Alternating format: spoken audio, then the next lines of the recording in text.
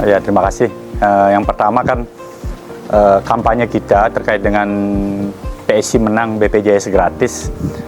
Sebenarnya ini perjuangan yang harus kita perjuangkan dan harus kita lakukan karena menyangkut keselamatan warga negara Indonesia. Kenapa saya bilang menyangkut keselamatan, menyangkut nyawa juga? Karena di lapangan banyak kita temui masyarakat kita, terutama yang secara finansial tidak kuat, kemudian tidak mempunyai finansial yang bagus, mereka tidak bisa membayar iuran BPJS. Sementara tidak semua tercover oleh BPJS ini. Jadi berlatar belakang itu, setelah melakukan beberapa diskusi, DPP kemudian melakukan ataupun mengkampanyekan program PSI menang BPJS gratis ini. Ya, kesannya memang bagi sebagian masyarakat yang kurang paham, kesannya muluk-muluk.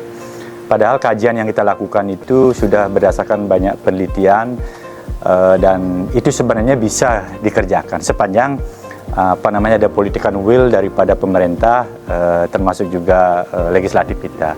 Jadi kalau misalnya PSI ada di DPR RI, PSI akan memperjuangkan program BPJS gratis ini dan tentunya akan mengajak ya praksi-praksi lain yang ada di DPR nanti hasil pemilu 2024 untuk bersama-sama memperjuangkan. Karena kalau kita sendiri ya tentu tidak bisa. Jadi PSI akan menjadi istilahnya panglima lah di DPR nanti untuk mengajak partai-partai lain yang tergabung dalam fraksi untuk bersama-sama memperjuangkan program BPJS gratis ini. Jadi program ini tidak muluk-muluk sepanjang ada niat baik daripada pemerintah, karena terkait dengan kesehatan itu adalah dijamin oleh konstitusi, Undang-Undang Dasar 1945, dan pemerintah wajib memberikan dukungan terhadap program ini.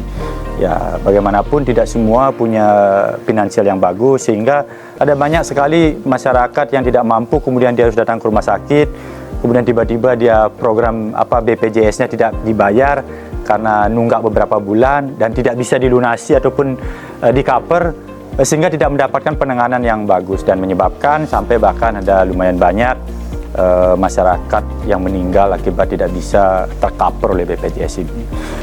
Terus programnya pengejawantahannya itu atau eksekusinya itu seperti apa? Ya bisa saja. Artinya selama ini kan negara juga mengcover biaya iuran itu BPJS itu yang sebenarnya 100 sekian triliun itu di-cover oleh pemerintah hampir separohnya.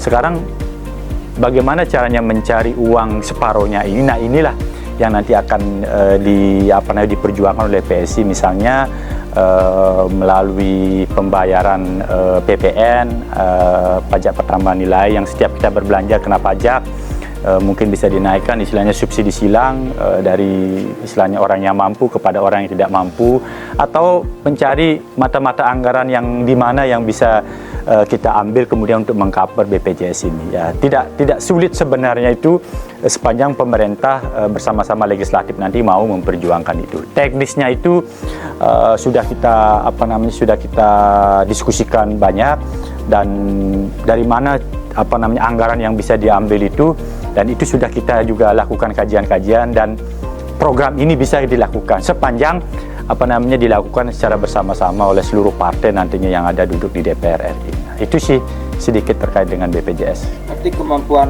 fiskal di APBN nanti memadai untuk itu?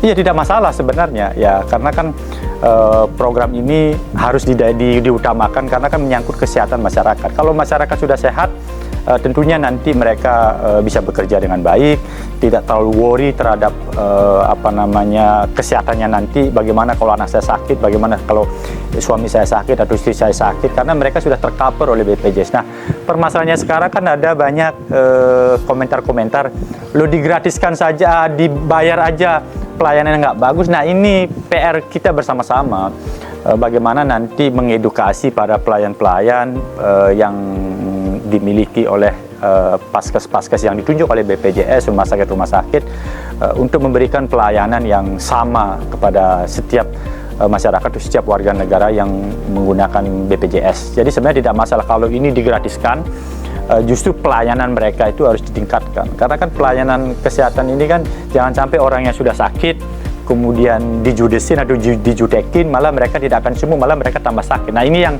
nanti PR buat kita secara bersama-sama mengedukasi pelayan-pelayan ini agar memberikan pelayanan yang terbaik. Karena kan kita berbicara rumah sakit, ini juga masuk ke bidang hospitality kan, karena mereka melayani, mereka itu kan pelayan. Bagaimana nanti mereka diberikan training, melayani orang, apalagi melayani orang yang sedang sakit gitu ya. Ini kan termasuk kebijakan yang populer. Apakah ada pihak-pihak yang tanda kutip kebakaran jenggot atau khawatir atau ketakutan dengan narasi yang disampaikan PSI, BPJS gratis ini, dan di impact-nya terhadap misalnya, ya saya dengar ada baliho-baliho PSI, khususnya juga baliho Berwadi yang dibabat atau dirusak begitu oleh oknum lah. Ya sudah ada, karena di Bali kan kita lumayan banyak ini masang, terutama caleg-caleg kita masang di seluruh Bali sudah dipasang. Ada yang beberapa raib yang baru dipasang, besoknya sudah raib. Kami menilai itu sebuah ketakutan yang berlebihan.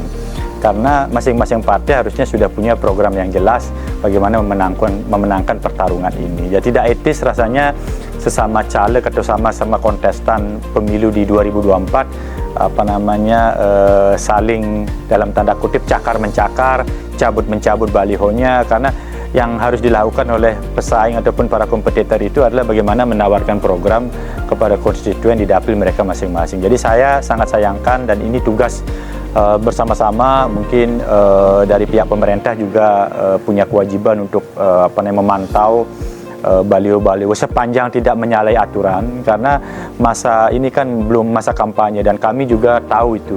Kami tidak melakukan ajakan, yang definisi kampanye itu kan melakukan ajakan, menyebutkan nomor urut dan lain sebagainya, itu definisi kampanye. Sedangkan yang kami tawarkan itu adalah hanya program saja, yang kami tidak mengajak untuk mencoblos partai kami. Jadi harapan kami para konstituen-konstituen dari partai politik lain ikut secara bersama-sama menjaga keamanan baliho masing-masing. Tidak perlulah ketakutan, kekhawatiran karena PSI punya program PSI menang BPJS gratis. Ya silakan partai lain mau buat program apa, kami tidak akan mengganggu mereka. Targetnya untuk semua masyarakat. Jadi contoh ini kita juga sering turun ke dapil. Saya menyaksikan sendiri bagaimana masyarakat tidak semua tercover oleh BPJS. Ya sekarang kembali ada political will dari pemerintah. Contoh kita realnya, kita berbicara sekarang di Badung. Kenapa Badung bisa mengcover itu semua dengan KBS, Kartu Badung Sehat? Ya, kenapa Bupati Badung, Pak Nyoman Giri Praste bisa membuat program ini? Ya karena ada political niat baik dari Bupati Badung untuk memberikan pelayanan kesehatan kepada seluruh warga Badung yang ber-KTP Badung. Nah ini patut ditiru ya. Daerah lain yang punya PAD tinggi belum tentu juga mau melakukannya itu. Ya sekarang tinggal bagaimana mata anggaran mana yang bisa dialokasikan untuk mengcover biaya terhadap BPJS ini, atau kalau di Badung namanya Kartu Badung Sehat ini kan begitu.